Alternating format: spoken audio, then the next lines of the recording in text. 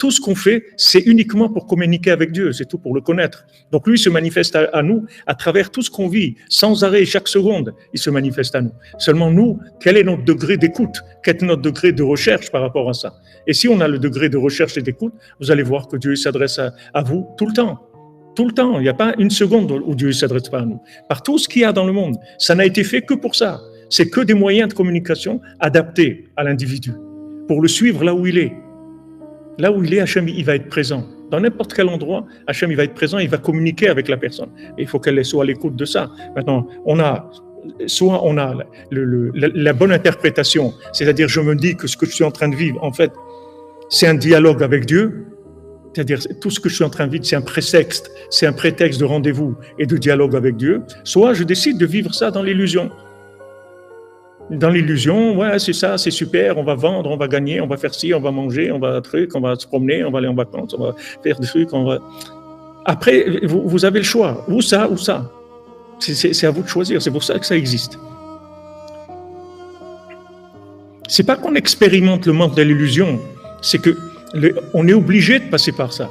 Parce qu'en fait, tout ce qu'il y a sur Terre, c'est de l'illusion.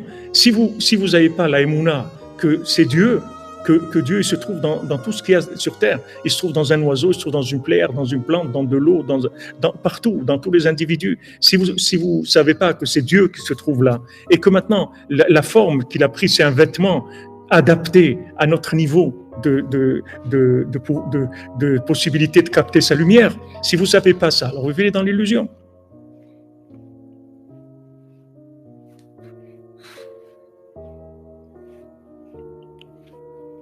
Bien sûr, les tractos, c'est des esclaves. C'est sûr, c'est des esclaves des systèmes. Tout à fait.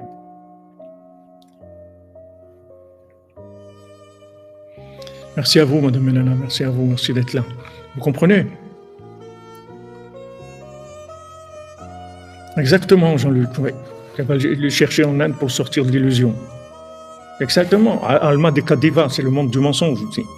Mais si on a la Emouna, alors ça y est, c'est un monde animé, c'est un monde vivant. Qu'est-ce que ça veut dire vivant? Ça veut dire il y a Dieu. C'est ça vivant. Dieu, il s'appelle Chai Aha Chaim. C'est celui qui donne la vie à la vie. C'est lui la vie de la vie. Quand on dit c'est la vie, c'est quoi la vie? La vie, c'est Dieu. C'est lui qui donne la vie à la vie. C'est lui qui donne l'âme. L'âme qui se trouve dans une personne, c'est ça sa vie. Vous enlevez l'âme, il est mort. Donc maintenant, toute situation, si vous enlevez l'âme de la situation, qui est la présence divine, la situation, elle est morte. C'est une illusion. Elle n'existe pas. Elle est morte.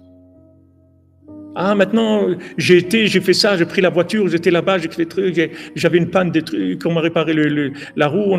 Où tu crois que tout ça, c'est un langage de Dieu pour t'envoyer des informations, ou si tu crois que ça, c'est vraiment, et ça, la voiture et la roue et les trucs, alors ça, c'est de l'illusion. C'est très proche, c'est la 50e porte de la Touma ou la 50e porte de la pureté ou de l'impureté.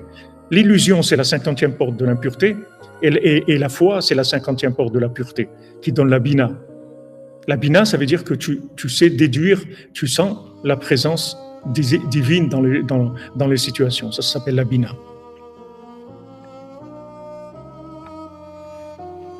Razvé Shalom, Hachem ne fait jamais des sales coups, Hachem ne fait que du bien.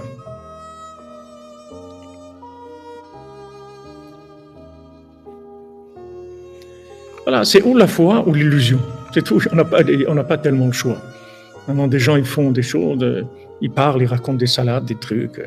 On va faire ça, l'OTAN, Poutine, les trucs, ça. Ils peuvent raconter ce qu'ils veulent. Il y a un Dieu qui dirige le monde. Et pour Hachem, avec la prière, on arrive à influencer le vécu, on arrive à influencer le monde. Avec la prière, on influence le monde, puisque la prière, chaque mot de prière, ça fait descendre plus Dieu dans le monde, ça manifeste plus la présence divine, donc automatiquement, ça élimine l'illusion. La vérité, elle devient plus palpable. Le vêtement, il commence le voile, il commence à tomber, comme dans le roi humble. C'est-à-dire que en lui faisant des louanges, bien que le pays entier il est dans le mensonge et l'illusion, mais en faisant des louanges au roi, à un moment, il enlève le voile. C'est-à-dire que tant qu'on prie, alors on pousse Dieu à se révéler.